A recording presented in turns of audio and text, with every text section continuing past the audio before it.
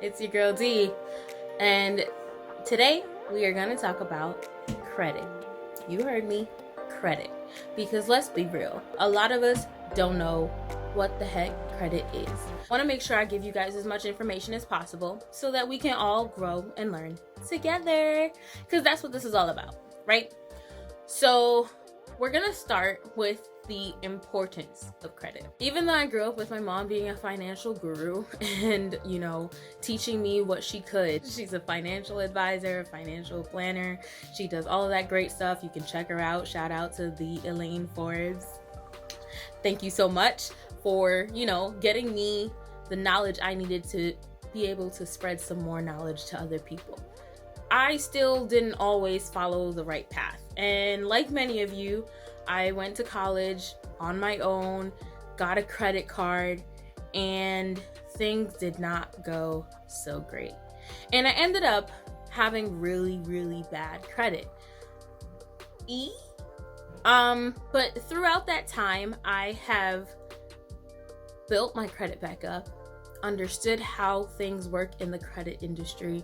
And so I wanted to touch on some things that I know we don't necessarily know about, or maybe you do know and you didn't realize how important it was to know it. So for those of us who don't know what credit is basically a determination of how responsible you are with money that may be lent to you. It's a measure that many companies use to determine how much of a risk you are.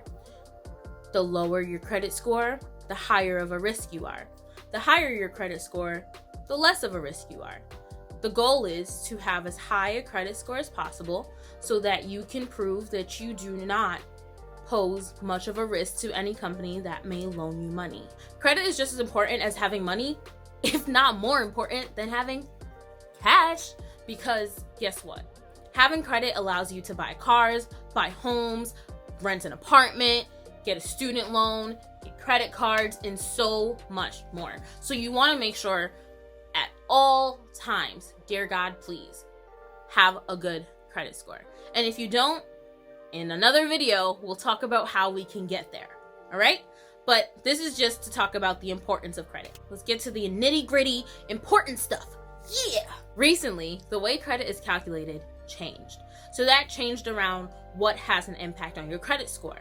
And that's important to know. So we're going to touch on some of the things that are a big impact on our credit score. One of the biggest impacts on credit is your credit history. So that's the length of history, which means how long have you had credit under your name. Now, I know for many, many people, especially the younger people, they're wondering, oh my gosh, I've never had credit. I've never gotten a credit card. How do I get a history? Your student loan counts as credit history, students. So just know that as long as you have that, sadly, but also good, is you have history, because they're loaning you that money that you have to pay back and will probably be paying back for the rest of your life. But anyway, besides the point of the fact that millennials are drowning in student debt, we're not going to touch on that. A lot of credit card companies really do look at that, as well as places that you're going to buy your car from or have a mortgage or anything like that. The length that most people look at to get to boost your credit score is going to be 7 years. That seems to be the lucky number in the finance world. Don't ask me why. I have no idea. But 7 years seems to be that sweet spot where if you've had length of 7 years, you're usually in that average or that good spot that your credit score will thrive. And because history is so important, if you have an old credit line, you should try to, 1, keep that in good standing, and 2, try to never get rid of it if you can, because the longer you have credit history, the better. Now, I completely understand that some old credit history you need to get rid of, you need to purge yourself from it, and that's okay. But just keep in mind that if you're getting rid of something that you've had for 10 years, and the next thing after that is only 3 years, your credit score is going to drastically go boom. And we don't want that. We don't want that at all. We want high credit scores. Great? Great. The next thing we want to talk about is overall credit use. When it comes to credit cards and stuff like that, to be under 30%. your overall. Let's put it this way.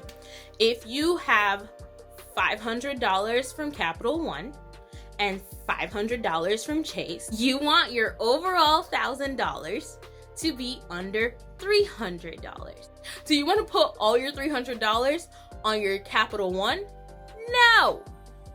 You want to even it out. But if you did choose to put it all on Capital One, it wouldn't drastically affect your credit score because you'd still be under that 30% overall. Okay, that's the most important thing, is that you're under the 30% overall. You should also keep each individual credit under 30%. And really and truly, if you want awesome credit score, let me tell you a secret. Keep it under 10%. Okay? All right. It's just between me and you though. Start building your credit as a teenager. Now, this is something that a lot of people didn't realize that they can do. Hey parents, you can give your kids a line under your credit card. It lets them build credit without having a history. If they are responsible children, I'm only saying to do this if they're responsible, but if they're a responsible child, you can give that to them and set their limit and whatever. And guess what? It helps them in the future. You are setting them up for greatness, yo. So yes, you can absolutely build your credit as a teenager, but please go talk to your parents first. Honestly, building your credit, the younger you are, the better, because you want to come out on top. But if you don't have that option, it's okay. Once you turn 18, you can go to pretty much most banks now, have some form of student card, credit card that they'll give based on the fact that you're a student and probably don't have any credit, to help you build up that credit. And trust me, there are a bunch of options, so make sure you do your research. Research. Say it with me. Research. It's important, okay? Research is important. All right, I'm glad we understand that research is important. This is just to get the ball rolling, okay?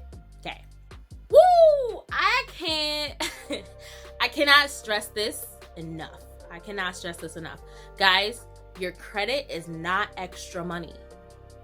Credit is not extra money, okay? It's not extra money.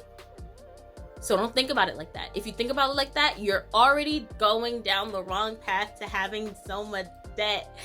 And what don't we want? We don't want debt. Millennials, we're already drowning in student debt. We don't want no more extra debt. We don't want it. So please, do not take that thought, put it to the side. Think about whatever your paycheck is. If your paycheck is $1,700 every 2 weeks, that's all the money you got. Even if your credit card is $1,000.